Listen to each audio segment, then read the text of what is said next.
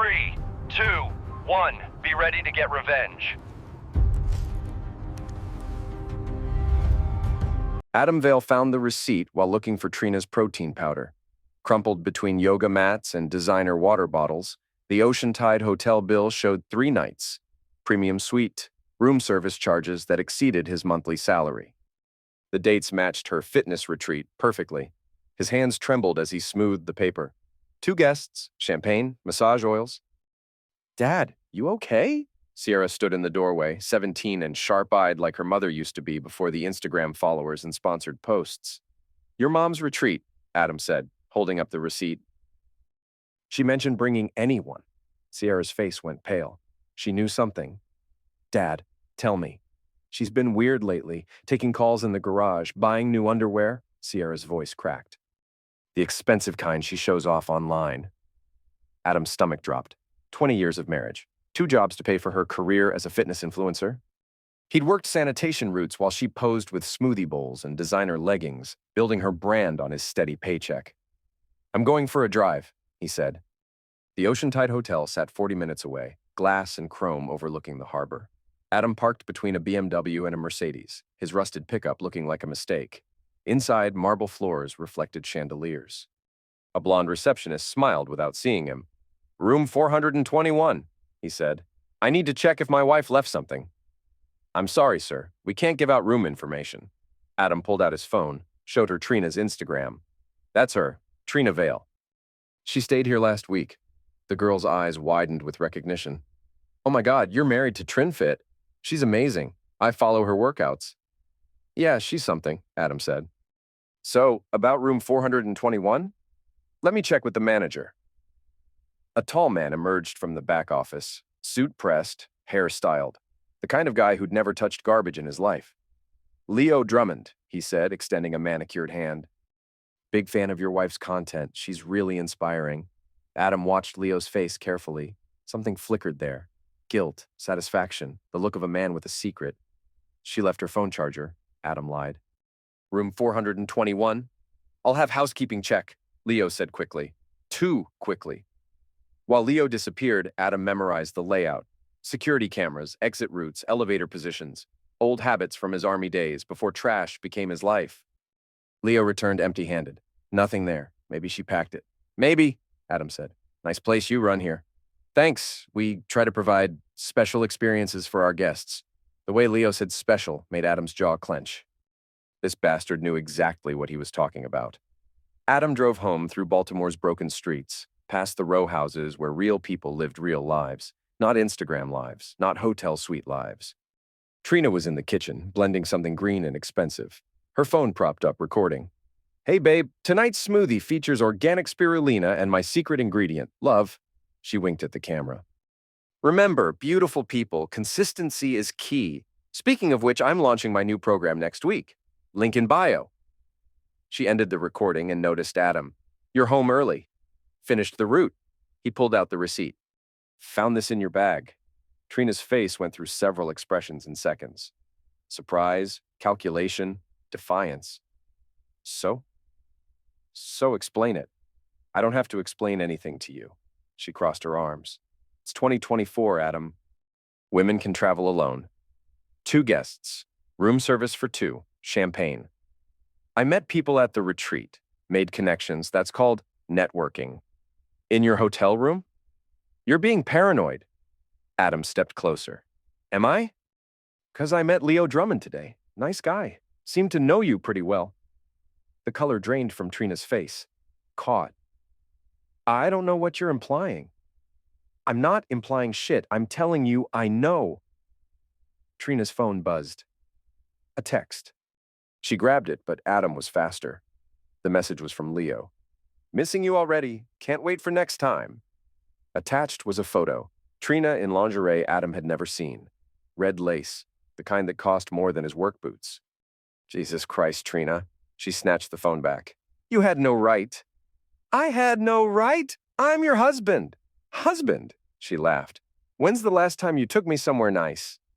When's the last time we did anything but sit in this dump watching TV?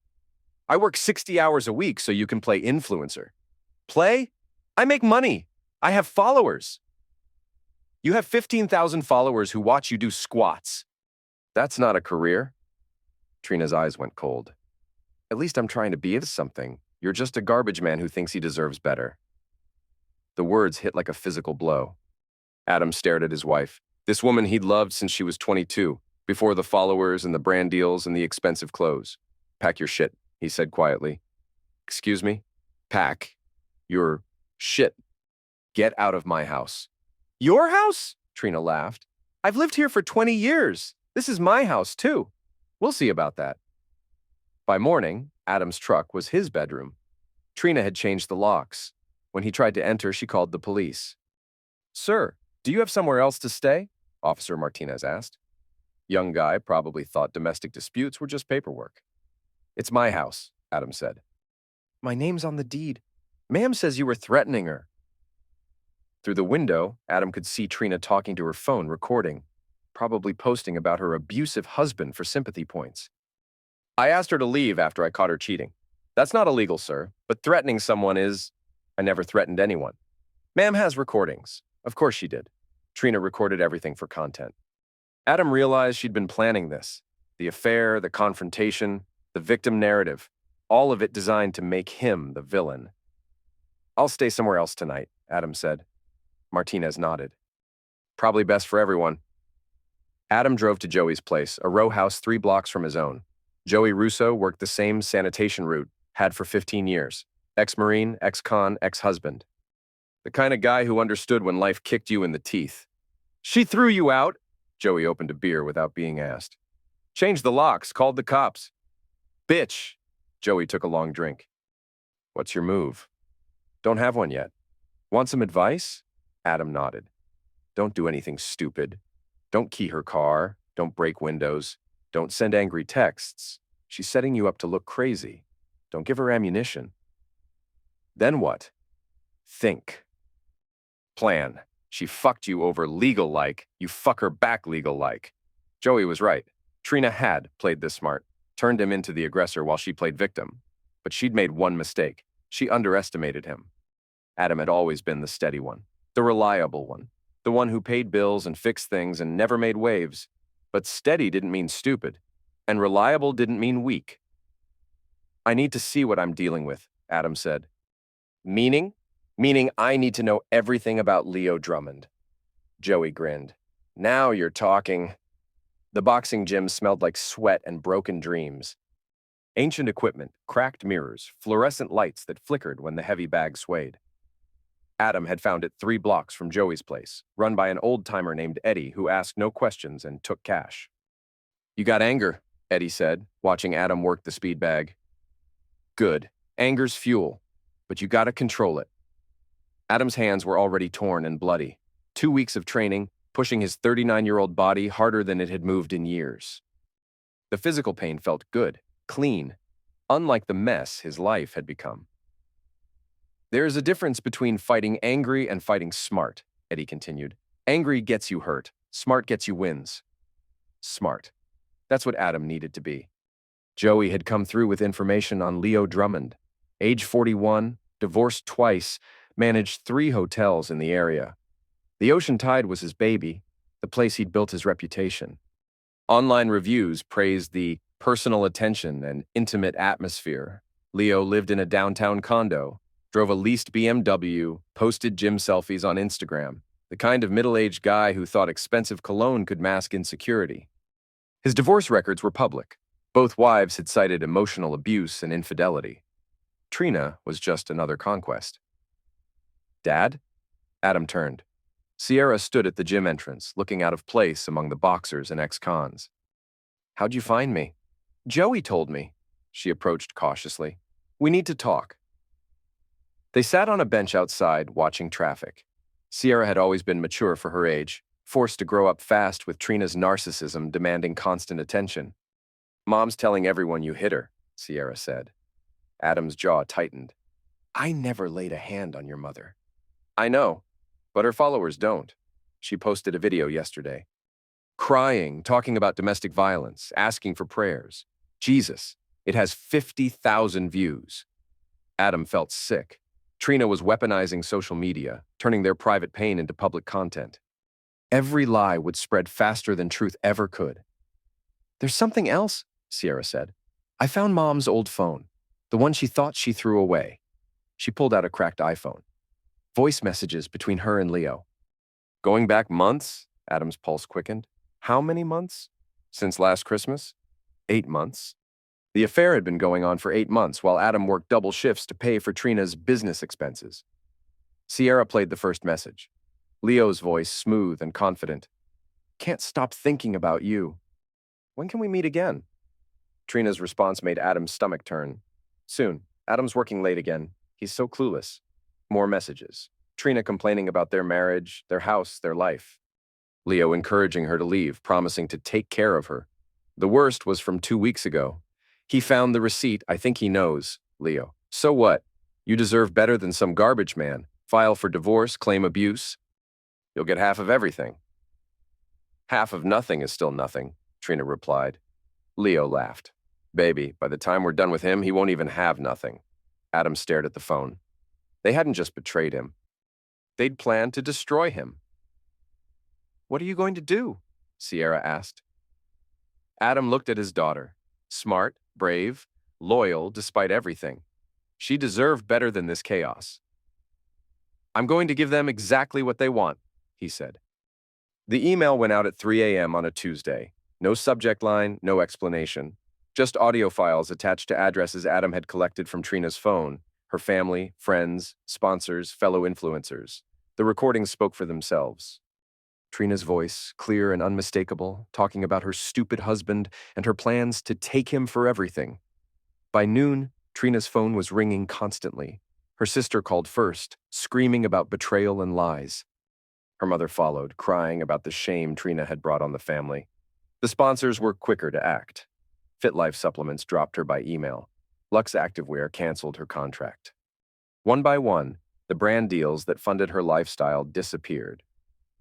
Adam watched from Joey's couch as Trina's social media imploded, comment sections filled with angry former fans. Her latest post, a sponsored smoothie bowl, had more hate than hearts. "You enjoying the show?" Joey asked. "It's a start," Adam said. His phone buzzed. Text from an unknown number. "This is Leo, we need to talk." Adam showed Joey, who grinned. "Fish is biting." They met at a diner downtown. Leo looked rattled. Expensive suit wrinkled, hair messed up, eyes darting around like he expected cameras. "You're destroying her," Leo said without preamble. "She destroyed herself," Adam replied. "I just provided the soundtrack. Take down those recordings." "Can't. Don't have them anymore." "Bullshit." Adam leaned forward. "Here's what's going to happen. You're going to stay away from my wife. Stop taking her calls. Stop seeing her. Stop fucking her in hotel rooms I pay for through her credit cards." Leo's face flushed. "You can't tell me what to do." "I'm not telling you. I'm explaining reality. Trina's broke. Her sponsors are gone. Her followers are turning on her. She's got nothing left to offer except drama, and you look like a guy who's had enough drama for 3 lifetimes. You don't know anything about me." Adam pulled out his phone, scrolled to a photo. "This your ex-wife, Jennifer?" Leo went pale. "Funny thing about public records," Adam continued. "Jennifer had some interesting things to say about you in her divorce filing. Seems you have a pattern. Married women, emotional manipulation, promises you can't keep. How did you—" "I'm a garbage man, Leo. I know how to dig through trash." Adam stood up. "Stay away from my family. This is your only warning." He left Leo sitting alone, staring at his reflection in the diner window. The divorce hearing was scheduled for a Thursday morning in Baltimore County Court. Adam arrived early, wearing his only suit, 15 years old but clean and pressed. He'd spent the weekend preparing, studying Maryland divorce law, organizing documents. Trina showed up 20 minutes late with a lawyer who looked like he charged by the minute. Designer dress, fresh highlights, acting like the wounded party. She didn't look at Adam once. "Your Honor," Trina's lawyer began, "my client has endured months of psychological abuse and harassment. Mr. Vale has systematically destroyed her career and reputation through illegal surveillance and stalking.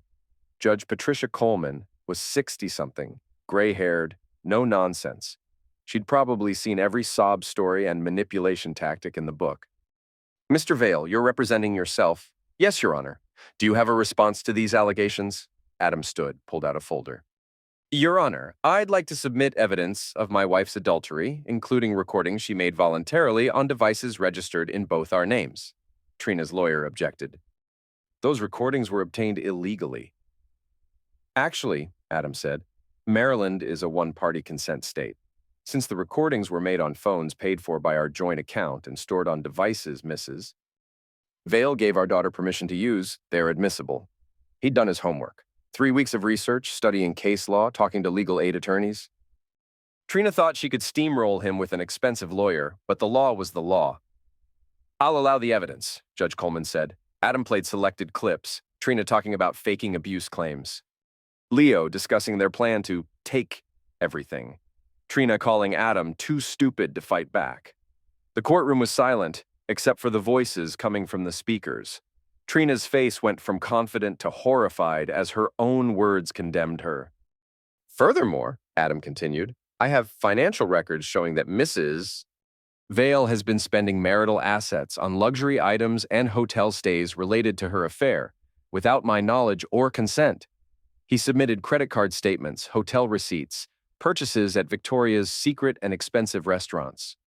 All charged to cards he paid off every month while eating bologna sandwiches for lunch. Your Honor, Trina's lawyer tried to recover, emotional distress can cause people to say things. Save it, Judge Coleman interrupted. I've heard enough. Mrs. Vale, do you dispute the authenticity of these recordings? Trina whispered something to her lawyer, who looked like he wanted to be anywhere else. No, Your Honor. Then we're done here. Divorce granted, Mr. Vale retains ownership of the marital home and all assets acquired before marriage. Mrs. Vale forfeits any claim to spousal support due to proven adultery. Custody of the minor child will be joint, with primary residence determined by the child's preference. The gavel came down like thunder. Trina started crying. Real tears this time, not performed for cameras. Her lawyer was already packing his briefcase. This isn't over, she hissed at Adam as they left the courtroom. Yeah, it is, Adam replied. Adam should have expected retaliation. Should have seen it coming when Leo's BMW followed him from the courthouse. Should have been ready when Leo and 2 other guys cornered him in the parking garage. You think you're smart? Leo's face was flushed with rage and desperation. You ruined everything. The 2 guys with him looked like hotel security. Big, dumb, paid to intimidate problem guests. They probably thought this would be easy. Middle-aged garbage man versus 3 younger guys. They were wrong. Adam had been training for months now, his reflexes sharpened by anger and Eddie's brutal workouts. When the first guy swung, Adam ducked and drove his elbow into the man's solar plexus. The guy folded like cardboard. The second one was faster, caught Adam with a shot to the ribs that sent him stumbling. But Adam had learned to fight hurt, to use pain as fuel instead of distraction. He grabbed the guy's jacket, drove his knee up into his stomach, then slammed his head against a concrete pillar. Leo tried to run, but Adam tackled him next to a Mercedes. They rolled on the ground, Leo throwing wild punches that mostly hit air. Adam got on top, pinned Leo's arms. You're done, Adam said. With her, with me, with all of it. Fuck you! Leo spat blood. She loves me, Adam almost laughed. She loves your money, your hotel, your lifestyle. But that's all gone now, isn't it? Leo's eyes went wide. He knew something Adam hadn't said yet. That's right, Adam continued. I did some more digging. Turns out the Ocean Tide has been hemorrhaging money for months. Bad reviews, staff complaints, health department violations. Your investors are getting nervous. How do you... Same way I found out about Jennifer and your other ex-wife. Public records, bankruptcy filings, court documents. Amazing what you can learn when you actually look. Adam stood up, brushed off his suit. The 2 security guys were groaning but conscious. Leo lay on the concrete, nose bleeding, designer clothes torn. Stay away from my family, Adam said. Next time I won't be so gentle. He walked to his truck, hands shaking from adrenaline. As he drove away, he saw Leo struggling to his feet, already reaching for his phone. Let him call the cops. There were security cameras, witnesses who'd seen Leo start it. Adam had learned to play by the rules, to use the system instead of fighting it. His phone buzzed. Text from Sierra. Mom's freaking out. Says Leo won't answer her calls. Adam smiled. The plan was working perfectly. The live stream started at 9 p.m. on a Friday, peak viewing time for Trina's remaining followers. Adam sat in his truck outside the Ocean Tide Hotel, phone mounted on the dashboard, watching the viewer count climb. "Good evening," he said to the camera. "Some of you know me as Trinfit's husband. Ex-husband now, thanks to recent events." Comments started flooding in. Mix of support and criticism, people taking sides without knowing the whole story. "I want to read you something," Adam continued. He pulled out printed screenshots of text conversations between Trina and Leo. "These are messages between my ex-wife and her boyfriend, discussing their plans for our marriage." He read Leo's words verbatim. "Don't worry about the garbage man. Guys like him always roll over when threatened with lawyers." The comment section exploded. Adam's viewer count hit 10,000, then 20,000 as people shared the stream. "Here's another good one," Adam said. Trina to Leo. "He actually thinks I'm building a business, like selling protein powder to housewives is a career." More texts, more evidence of their contempt. Adam read them all calmly, without commentary, letting Trina's own words destroy her remaining credibility. "Now I want to show you something else," Adam said. He got out of his truck, walked toward the hotel entrance. "This is the Ocean Tide Hotel, where my wife spent weekends with her boyfriend while I worked overtime to pay her credit card bills." The live stream followed him into the lobby. A few guests stared, recognizing something was happening, but not sure what. The blonde receptionist from months ago was at the desk, eyes wide as she recognized Adam. "Is Leo Drummond working tonight?" Adam asked, loud enough for the phone to pick up. "Sir, I can't." "It's okay," Adam said to the camera. "She can't give out information." "That's what she told me when I came looking for my wife." He turned the phone back to himself. "Want to know something interesting about public records? Hotel occupancy reports are filed monthly with the city. Cross-reference those with credit card statements, and you can track exactly how often your spouse is cheating on you." The viewer count hit 50,000. People were screen recording, sharing clips on other platforms. The story was spreading faster than Adam had hoped. "Anyway," he concluded, "just wanted everyone to know the truth. Not Trinfit's version, not Leo's version, just facts. Screenshots are posted on my new Instagram account, Trashman Truth. Feel free to share." He ended the stream and drove home, smiling for the first time in months. Trina's world collapsed faster than Adam had expected. Within days of the live stream, her remaining sponsors cut ties. Her Instagram account was flooded with hate comments and unfollows. Someone even created a parody account called Trinfake that gained more followers in a week than she'd accumulated in 2 years. But the real blow came from an unexpected source. "Dad, you need to see this," Sierra said, bursting into the kitchen where Adam was making coffee. She showed him her phone. Leo's hotel, the Ocean Tide, had been sold to a corporate chain. Staff was being laid off, management restructured. Leo's LinkedIn showed he was seeking new opportunities. "How did you find this?" "I follow his ex-wife Jennifer on social media now. She posted about it." "Seems Leo's been lying about his financial situation for months." Adam sat down, processing the implications. Leo had been using his relationship with Trina to project success, while his business crumbled around him. The expensive hotel stays, the champagne, the promises, all funded by money he didn't have. "There's more," Sierra said. "Mom's been calling him all week. He blocked her number." The final domino was falling. Trina had burned her marriage for a man who'd used her for ego and sex, then abandoned her when she became a liability. Adam's phone rang, Trina's number. "Don't answer," Sierra said. But Adam was curious. He picked up. "Adam." Trina's voice was small, broken, nothing like the confident influencer persona she'd worn for years. "What do you want?" "We need to talk. We talked in court. Judge said everything that needed saying. Please, I'm in trouble." Adam looked at Sierra, who was shaking her head frantically. "What kind of trouble?" "Financial. The sponsors are gone. The house is in foreclosure. I can't afford rent anywhere decent." "Sierra deserves better than this." "The house in foreclosure? Adam owned the house. Unless, what did you do, Trina?" Silence. Then, "I took out a loan against the house before the divorce." "You what?" "A business loan for my brand." "The bank said with both our names on the deed." "You forged my signature." "I signed for both of us. We were married. It was legal. It was fraud." Adam's voice was ice cold. You committed fraud. Adam, please. They're going to foreclose. Sierra will lose her home.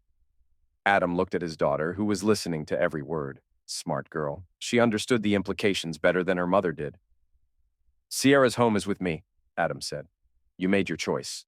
He hung up. The high school auditorium was packed for the annual speech competition. Sierra had qualified for regionals with her presentation on truth in the digital age, a topic that resonated more deeply than most people knew. Adam sat in the third row, watching his daughter command the stage with poise and intelligence that reminded him of Trina before the followers and sponsorships corrupted her priorities.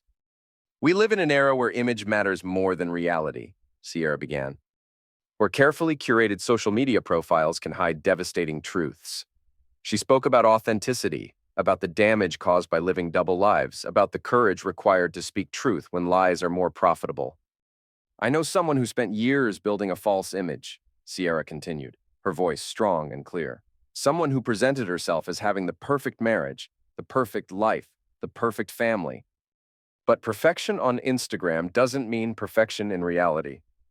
The audience was captivated. Teachers, parents, students, all hanging on every word from this 17-year-old who spoke with the wisdom of someone who'd seen too much too young.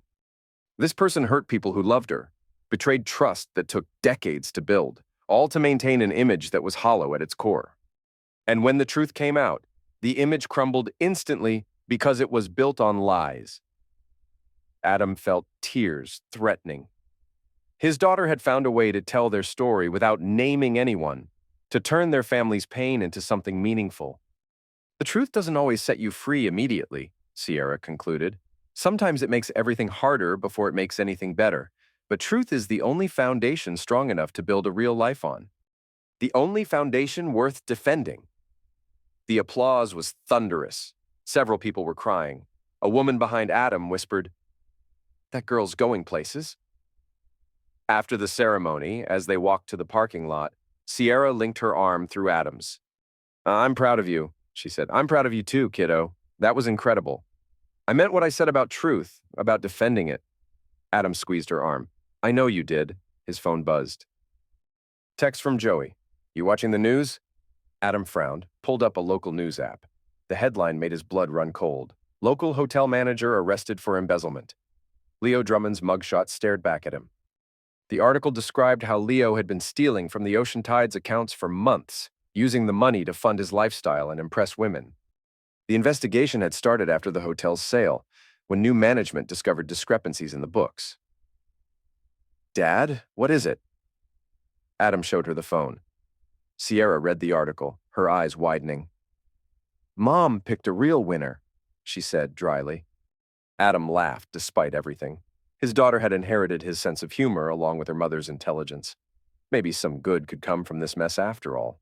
The farmer's market was Sierra's idea. Mom used to drag me here for Instagram photos, she'd said. Organic vegetables, farm-to-table lifestyle content. Maybe it's time for some truth in advertising. Adam was reluctant at first, but Sierra insisted. She needs to see what she lost, she'd argued. Not just you, but us, our family. So Saturday morning found them walking between vendor stalls, buying fresh produce and homemade bread. Normal family activities that Trina had turned into performance art for social media. Now they were just living their lives without cameras or hashtags. They were examining apples when Adam saw her. Trina looked terrible. Unwashed hair, wrinkled clothes, the desperate energy of someone whose world had completely collapsed. She was arguing with a vendor about prices, her voice shrill and entitled.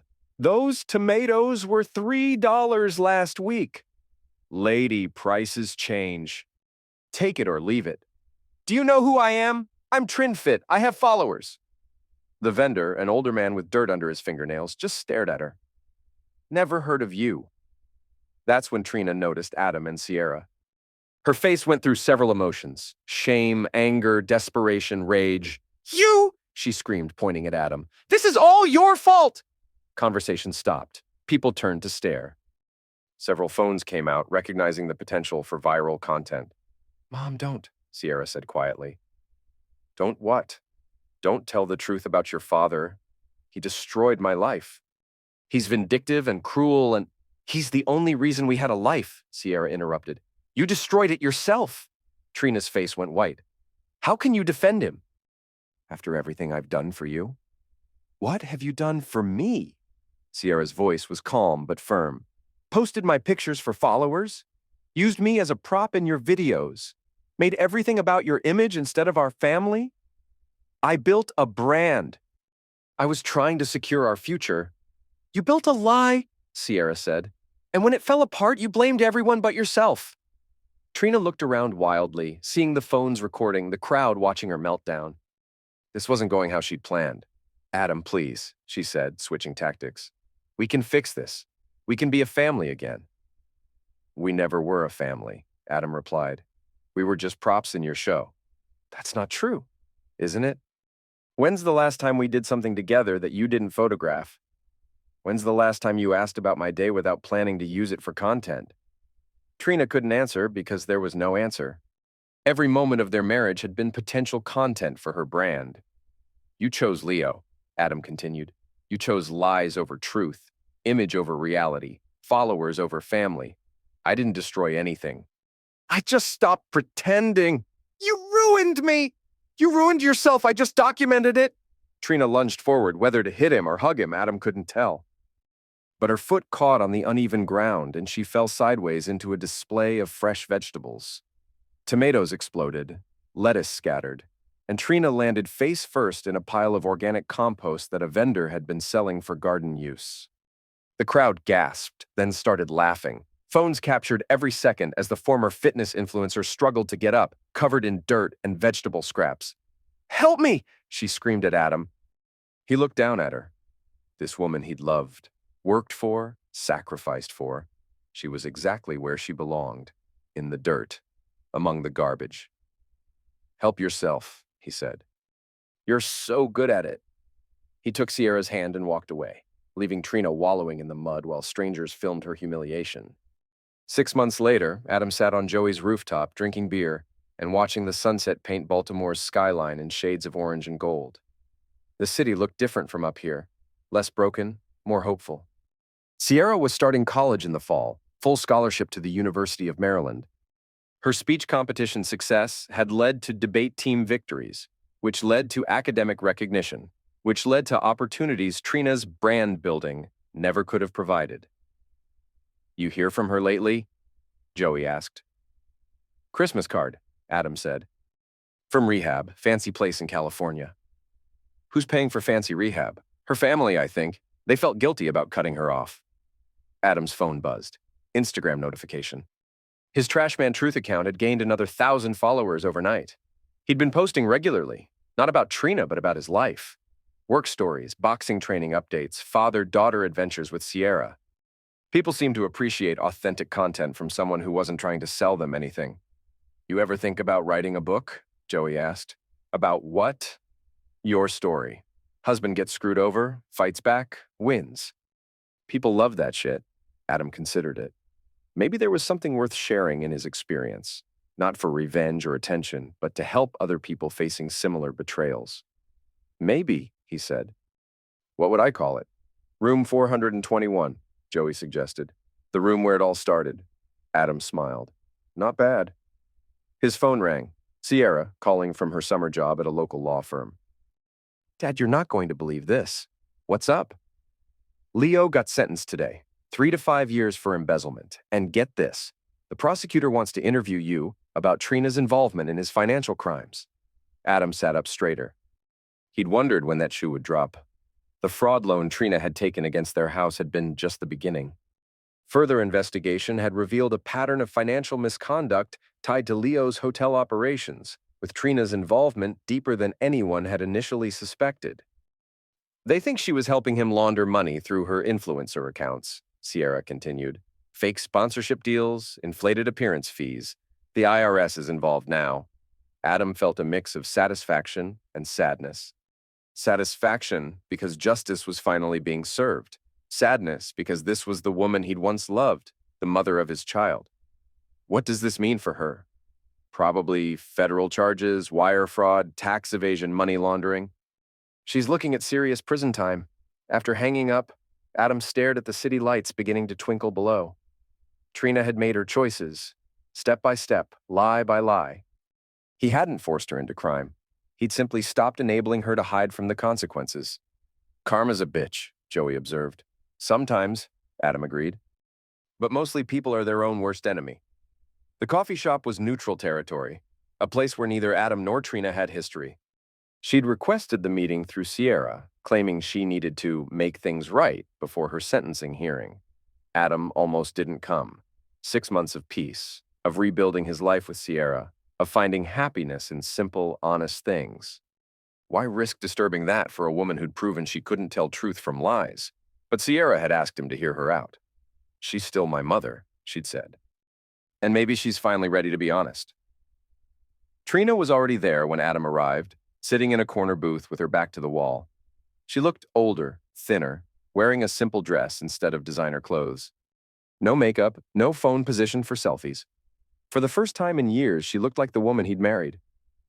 "Thank you for coming," she said as he sat down. "Sierra asked me to. I know, she's a good kid." Better than I deserved. Adam studied her face, looking for the manipulation he'd learned to recognize. But he saw only exhaustion and something that might have been genuine remorse. "What do you want, Trina?" "To apologize. To tell you the truth." "All of it?" "It's a little late for truth." "I know, but I owe it to you anyway." She took a shaky breath. "The affair with Leo started before Christmas, but the lies started years earlier." Adam waited. "I was never making money from the influencer stuff, not real money. A few hundred here and there from tiny sponsors, maybe 1,000 on a good month.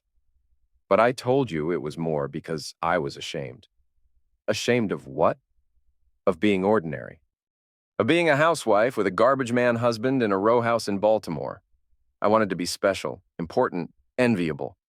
So I pretended to be successful online while you worked yourself to death to pay for my fantasy." Adam felt anger rising, but pushed it down. This wasn't about his feelings anymore. When did Leo come into it?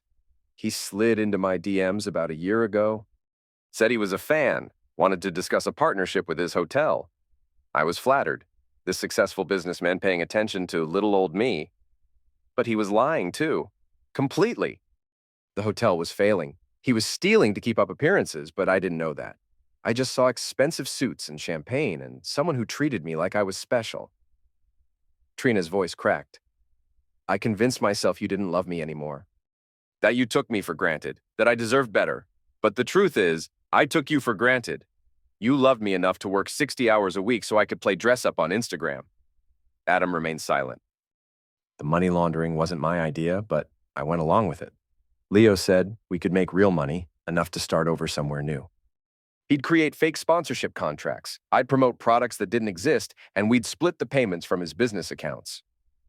You stole from him while he stole from the hotel. Thieves stealing from thieves." "Poetic, right?" Trina laughed bitterly. "The FBI explained it all when they arrested me. Leo was using stolen hotel funds to pay fake influencer contracts, then pocketing most of the money while giving me just enough to feel important." Adam shook his head. "You threw away 20 years of marriage for a con man. I threw it away for an image. Leo was just the excuse." Trina met his eyes for the first time.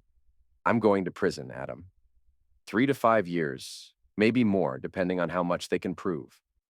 My lawyer says cooperation might reduce the sentence, but I'll still do time." "What do you want from me?" "Nothing. I want to give you something." She pushed an envelope across the table. "My confession. Everything I did, every lie I told, every way I betrayed you and Sierra, all of it written down and signed." Adam opened the envelope. Pages of handwriting detailing years of deception, financial fraud, emotional manipulation. A complete accounting of their marriage's destruction. Why? Because you deserve the truth. Because Sierra deserves to know her mother finally took responsibility. And because Trina's voice broke completely. Because maybe if I'm honest about who I was, I can figure out who I want to be. Adam folded the papers, put them back in the envelope. "This doesn't change anything. I know. Sierra and I have a good life now. We're happy. I know. I'm glad. You're not getting a second chance from me. I'm not asking for one. I'm just trying to end this honestly, for once in my life." Adam stood up. "I hope you figure it out, Trina. I really do. But figure it out away from us." Adam, he turned back. Take care of our daughter. She's the only good thing I ever did. Adam walked away without responding. Outside, he called Sierra. How did it go? She confessed everything. Took responsibility for once. Do you believe her? Adam thought about it. Yeah, I think I do, but it doesn't matter anymore. She made her choices, now she lives with them. Dad? Yeah? I love you.